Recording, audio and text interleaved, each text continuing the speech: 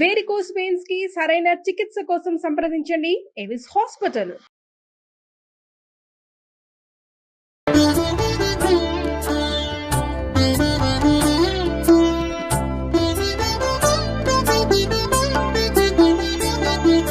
నమస్కారం. మాఘపురాణం 25వ అధ్యాయంలోకి వచ్చాం. ఒక కళింగ కిరాతుడు అతని మిత్రుల కథ చెప్పబోతున్నారు. పూర్వం ఒక కళింగ కిరాతుడు ఉండేవాడట. అతను ఆ ప్రాంతంలో బాగా సంపద కలిగినవాడు, పరివారం ఉందిట బాగా. ఆయుధాలు ధరించి ఒకసారి వేటాడడానికి అడవిలోకి వెళ్ళాట. ఎన్నో మృగాలు వేటాడాడు. అయితే మృగాలను వెతుకుతూ అడవిలో తిరుగుతుండగా ఒక విప్రుడిని చూశాడట. అయితే ఆ బ్రాహ్మడు నర్మదా నదీ స్నానం చేయాలని బయలుదేరాడు. మార్గాయాసంతో ఒక మర్రి చెట్టు నీడలో విశ్రమించి మరల ప్రయాణం చేద్దామని అక్కడ పడుకున్నాడనమాట. కిరాతుడు అతన్ని చూసి అతని దగ్గరున్న వస్త్రాలు, ధనము మొదలైన వాటిని అపహరించాలని భావించాడు, దొంగతనం చేయాలని. తనతో వచ్చిన తన వాళ్ళతో పాటు అక్కడికి వచ్చాడు. తన గుంపుతో కలిసి వచ్చాడు కదా, పరివారంతో. ఆ బ్రాహ్మణుడి వద్దన్న అన్నిటినీ బలవంతంగా లాగేసుకున్నాడు. తర్వాత ఇంకేమంటాడు, ఈ కనపడేవి కాకుండా ఇంకేమైనా దాచిపెట్టాడేమో, ఇంకేమైనా దాచావేమో అవి కూడా ఇచ్చేసేయి, ఎక్కడ దాచిపెట్టావో సంచుల్లో మూటల్లో ఉండుంటే అవన్నీ ఓడదీసి ఇవ్వమని బెదిరించాడు, లేకపోతే చంపేస్తానన్నాడు. అయితే ఈ విప్రుడు ఏమన్నాడంటే, నేను దరిద్రుణ్ణి, ఈ పైన ఈ మెళ్ళలో ఉన్న చిన్న సంచిలో ఉన్న డబ్బులు తప్పిస్తే ఇంకా నా దగ్గర ఏమీ లేవు అని సమాధానం చెప్తే దానికి ఈ కోపం వచ్చినటువంటి కిరాతుడు సమయానికి, అంటే డబ్బు దొరకలేదన్న ఉక్రోషంతో బ్రాహ్మణుని ఖడ్గంతో నరికేశాడట. ఆ కిరాతుడు అక్కడి నుంచి ఆ మార్గంలో ప్రయాణించే వాళ్ళని ఎప్పటికప్పుడు నగలు దోచుకోవటము, సంహరించటమే అనమాట. అదే పని చేస్తూ ఉండేవాడు. క్రమంగా ఈ అరణ్య మార్గంలోనే కాకుండా పట్టణ మార్గంలో ప్రయాణించే వాళ్ళని కూడా దోచుకోవటం మొదలుపెట్టాడు. వాడికి క్రమంగా డబ్బు వస్తూ ఉంటే, సులువైన మార్గం కనపడుతూ ఉంటే, కష్టపడకుండా డబ్బు వస్తుంటే అదే చేద్దామనిపిస్తుంది. అందులో ఎటువంటి ఆలోచన, ఎటువంటి వెనకతీత ఉండదన్నమాట. ఇటు కిరాతునకు బంగారు నగలు చేసే ఒక బంగార పని చేసే అతను కంసాలు అయి ఉంటాడు, మిత్రుడుగా ఉన్నట్టు. అతను కూడా కిరాతుడిలాగానే క్రూరుడు, అంచనాపరుడు. బంగారు నగల్ని చేస్తూ ఇతరుల బంగారాన్ని అపహరించేవాడు.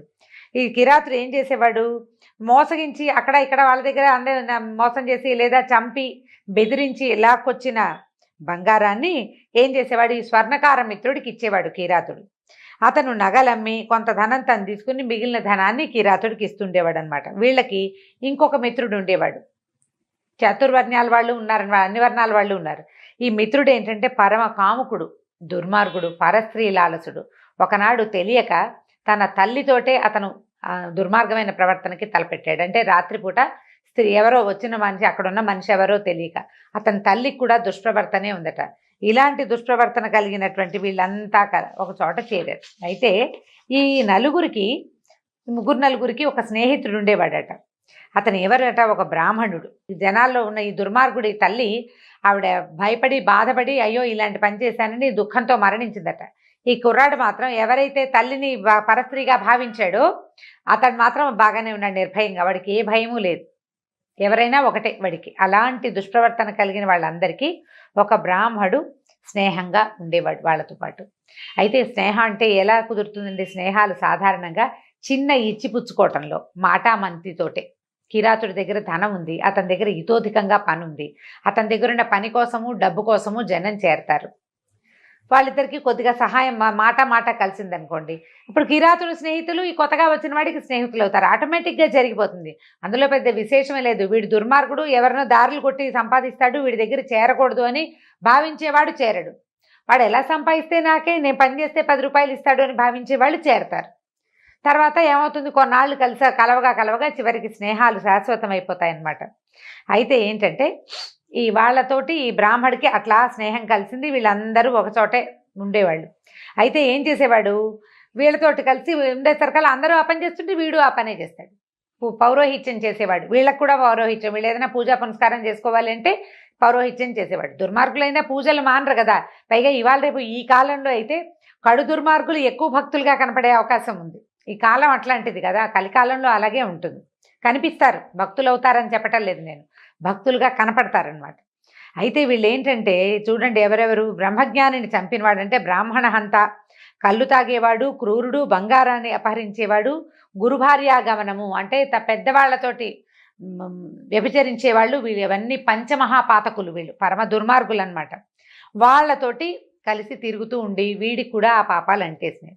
అయితే ఏమైందట, ఈ బ్రాహ్మడు ఒకరోజు ఈ కిరాతుడికి ఏదో పనుండి అతను పంపించాడు బ్రాహ్మణ్ణి వేరే ఊరికి, గ్రామాంతరానికి. వెళ్ళేసరికల్లా ఆ గ్రామంలో ఒక శ్రోత్రియ బ్రాహ్మణుడిని ఒక ఆయన్ని కలవడానికి పంపాడు. అక్కడికి వెళ్ళేసరికల్లా ఆయన పేరేంటట, వీరవ్రతుడట. ఆయన రుద్రాక్షమాలలు ధరించి లేడి చర్మము దర్భలు చేత్తో పుచ్చుకుని ఉన్నాడు. గోవిందనామాలు పలుకుతూ తీర్థయాత్రలు చేస్తూ ఉంటాడు ఆయన తరచుగా. ఈ కిరాతులకి మిత్రుడిగా ఉన్నటువంటి బ్రాహ్మడు వెళ్ళి ఆయనకి నమస్కరించాడు. నమస్కరించేసరికల్లా ఆయన ఆశ్చర్యపోయాడు. వీడికి మెళ్ళో యజ్ఞోపవీతం ఉంది, ముఖాన పుండ్రాలున్నాయి, విభూది బొట్టుంది, కానీ కళ లేదు. శ్రోత్రియ కళ, బ్రాహ్మణ్యపు కళ ఏది ఉండాలో అంటే నిత్యము సాత్వికమైన ప్రవర్తనతోటి ఉండే వాళ్ళకి ఒక సాత్వికమైన కళ కనపడుతుంది ముఖంలో. ఆ బ్రాహ్మణ్యమపు కళ కనపడకపోయేసరికల్లా ఆయన ఆశ్చర్యపోయి నువ్వెవరినైనా, ఎక్కడికి వెళ్ళి వచ్చావు, ఎందుకు వచ్చావు, ఎవరివి ఏమిటి అని అడిగాడు. అడిగేసరికల్లా నేను బ్రాహ్మణుడిని, ఫలానా ఊరివాడిని, ఫలానా కిరాతుడి దగ్గర పనిచేస్తున్నానని చెప్పాడు. చెప్పేసరికల్లా ఈ వీరవ్రతుడు ఏం చేశాడు, ఆయన చేతిలో లేడి చర్మం ఉంది, దర్భలున్నాయి. కాసేపు ధ్యానంలో ఉండి ఏమన్నాడు, పోయి నువ్వు చేసిన సమస్త పాపాలు చెప్తాను విను. నీ యజమాని బ్రహ్మహత్య మొదలగు పాపాలు చేసినవాడు, హింసాపరుడు, బంగారాన్ని దొంగిలించేవాడు, వాడికి మిత్రుడు. వాడికి బంగారాన్ని దొంగిలించేవాడు వీడికి మళ్ళీ మిత్రుడు. వీడు బంగారాన్ని దొంగిలిస్తాడు, వీడు ఫ్రెండ్ ఏమో ఇంకో రకపు బంగారపు దొంగ అనమాట. సువర్ణాన్ని దొంగిలించిన వాడు పరమ పాపిగా లెక్క పెట్టబడతాడండి. బంగారం అంటే అమ్మవారితో సమానం, లక్ష్మీదేవి. అపహరణ అనగానే వాడు పరమ పాపి అని అర్థం.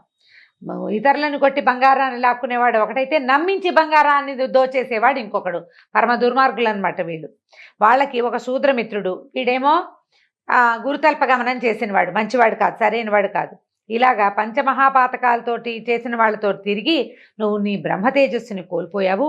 పాపాత్మలతో మాట్లాడినా, వాళ్ళని చూసినా, తాకినా వాడు కూడా వాళ్ళలాగా పాపాత్ముడే అవుతాడు. అట్టి వారితో మాట్లాడక తప్పనిసరి అయితే దర్భను చేతబట్టి మాట్లాడవలెను. అలాంటి వాళ్ళతో మాట్లాడేటప్పుడు గడ్డిపరకైనా పట్టుకుని మాట్లాడాలి. ఇది మనకి రామాయణంలో కనపడుతుందండి. సీతాదేవి రావణాసుడితో మాట్లాడాల్సి వస్తే ఒక గడ్డిపరకను పట్టుకుని మాట్లాడింది. పాపిష్టి వాళ్ళతో మాట్లాడకూడదు. వాడు దుర్మార్గుడు అని తెలిసినప్పుడు మాట్లాడకుండా ఉండాలి. లేదా మాట్లాడాల్సే వస్తే దర్భని కానీ, అక్కడ దర్భ లేదు, అందుకని గడ్డిపరకను పట్టుకుని మాట్లాడిందట సీతాదేవి. రామాయణం ప్రమాణం ఎక్కడైనా గమనించండి, తెలుస్తుంది. అయితే తర్వాత ఏం చెప్తున్నారు, అలా చేస్తే గనక పాపం అంటదు. నువ్వు అలాంటి పాపాత్మల సాంగత్యంతో బ్రాహ్మణత్వాన్ని పోగొట్టుకుని పాపివయ్యావు. ఇట్టి నీతో మాటలాడరాదు. బ్రహ్మహత్య చేసినవాడు, మద్యపానము చేసేవాడు, గురుతల్ప గమనము చేసేవాడు, బంగారాన్ని దొంగిలించేవాడు, వీళ్లతో స్నేహం చేసేవాడు అందరూ పాపులే. ఇటు వారికి ఎంత దూరంగా ఉంటే అంత మంచిది అని వీరవ్రతుడు విశృంఖలుతో పలికి మిన్నకుండెను. విశృంఖలుడు ఎవరు? ఆ బ్రాహ్మడు అనమాట, కిరాతుల తాలూకు మిత్రుడు. విశృంఖలుడు అంటే ఒళ్ళుపై తెలియకుండా ప్రవర్తించేవాడు అని అర్థం. అయితే అంటే గొలుసులు లేదు, ఏ కట్టుబాటు లేక ప్రవర్తించేవాడిని విశృంఖల ప్రవర్తన అంటారు. ఇతనికి ఆ పేరు పెట్టారు. ఈ విశృంఖలుడు ఈ వీరవ్రతుడి మాటలు విని చాలా భయపడ్డాడు. జ్ఞాని, నన్ను దయతో రక్షించు, నాకు ఈ భయంకర పాప నుంచి ఎలా విముక్తి కలుగుతుంది? సర్వపాపహరణ క్షమమైన ప్రాయశ్చిత్తాన్ని తెలుపమని వీరవ్రతుడు ప్రార్థించాడు.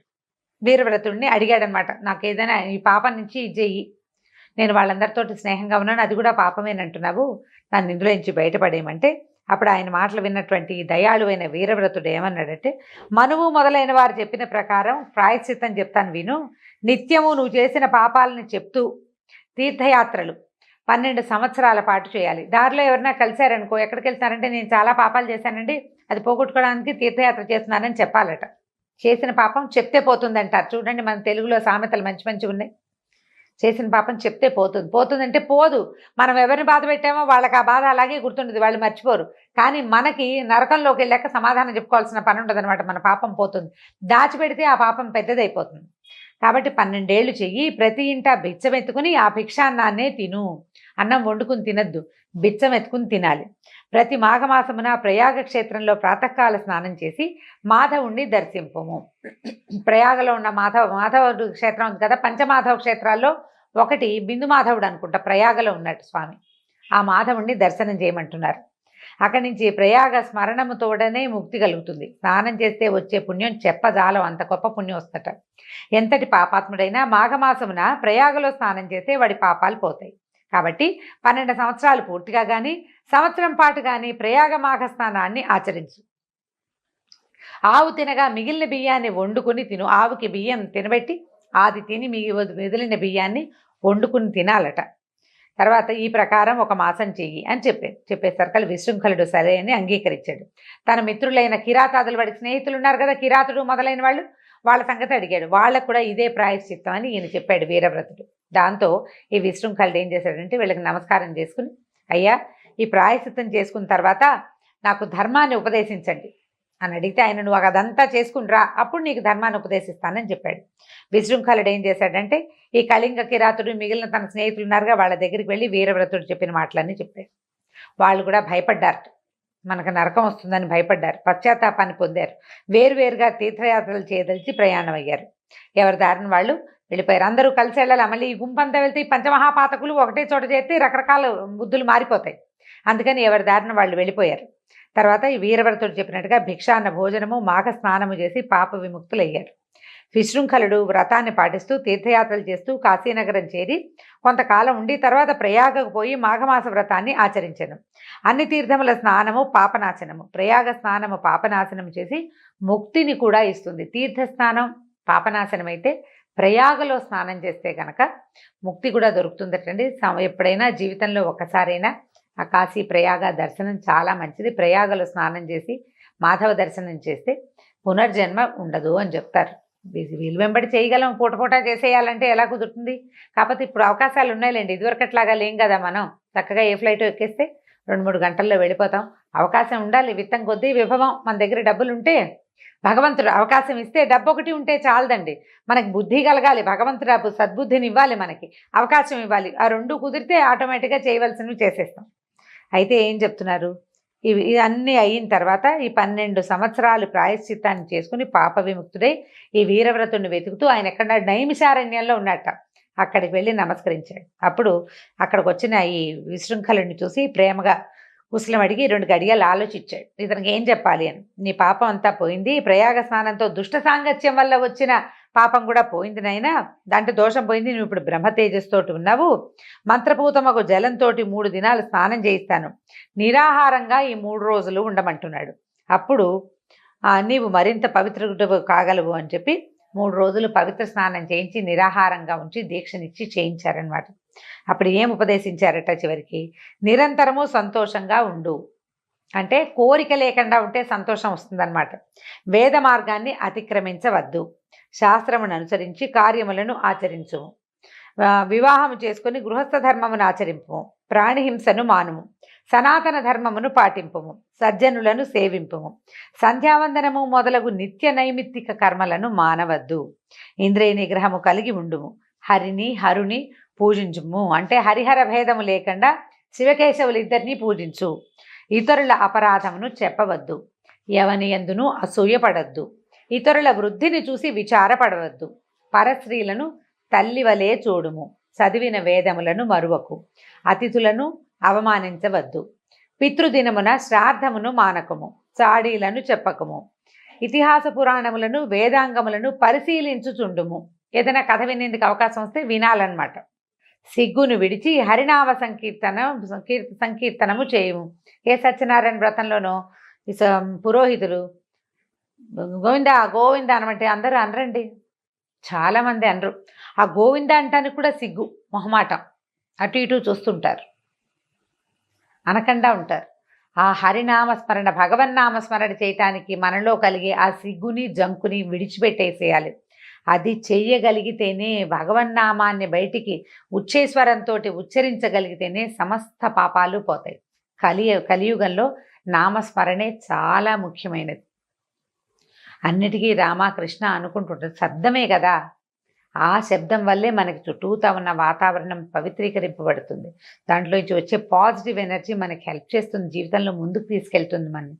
భగవన్నామ ఉచ్చారణకి అస్సలు మొహమాట పడకూడదు, సిగ్గుపడకూడదు. తర్వాత ఏం చెప్తున్నారు, త్రిపుండ్ర ధారణ చేయము. త్రిపుండ్రాలంటే నిలువుగా అయినా అడ్డంగా అయినా అండి. వైష్ణవనామం ధరించిన 3 త్రిపుండ్రాలే. ఒకవేళ శైవనామం మనం విభూతి పట్టీలు పెట్టుకున్నా 3 కదా. త్రిపుండ్ర ధారణ నువ్వు ఏది అవలంబిస్తే అది మానద్దు. రుద్రాక్షమాలను ధరించి రుద్ర సూక్తంతో శివుని అర్చింపుము, తులసిమాలను ధరించి తులసీ దళాలతో లక్ష్మీనారాయణలను, బిల్వదళములతో శివుని అర్చింపుము, హరిపాద తీర్థమును సేవింపుము, నివేదిత అన్నమును భుజింపుము, అంటే దేవుడికి నివేదన చేసిన ఆహారాన్ని తీసుకో. యతీశ్వరులను గౌరవింపుము, తల్లిదండ్రులను సేవింపుము, నియమముతో మంత్రానుష్ఠానము చేయుము, కామక్రోధాది శత్రువులను జయింపుము, మాఘ స్నానమును మానకుము, మనసుని అదుపులో ఉంచుకొనుము, చిత్తశుద్ధితో వ్రతాధికమును ఆచరింపుము అని వీరవ్రతుడు విశృంఖలునికి ధర్మ ప్రశస్తిని ఆచరణ విధానాన్ని తెలియజేశాడు. విశృంఖలుడు వీరవ్రతుని పాదాలకు నమస్కరించి ఆయన అనుమతితోటి మళ్ళీ కాశీనగరానికి వెళ్ళిపోయాడు. వెళ్ళాక గృహస్థాశ్రమం స్వీకరించి వీరవ్రతుడు చెప్పిన ధర్మాల్ని పాటించాడు. మాఘ స్నానమును ప్రతి సంవత్సరము చేస్తూ ఉండేవాడు. అంటే కాశీనగరంలో ఉన్నాడు, గంగానదిలో స్నానం చేసేవాడు అనమాట. అనేక భోగములను పుత్ర పౌత్రులను పొంది సుఖముగా ఉండెను. తరువాత మరణించి ముక్తి నందెను. దీంతో 25వ అధ్యాయం పూర్తయిందండి. రేపు 26వ అధ్యాయంతో మళ్ళీ కలుసుకుందాం. నమస్కారం.